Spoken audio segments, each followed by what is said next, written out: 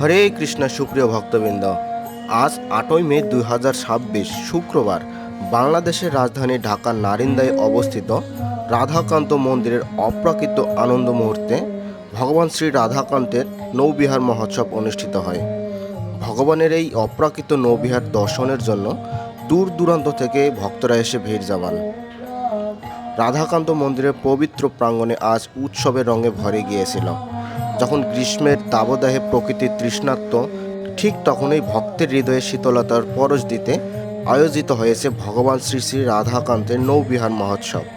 ভগবান রাধাকান্তের নৌবিহার মহোৎসব কি জয়।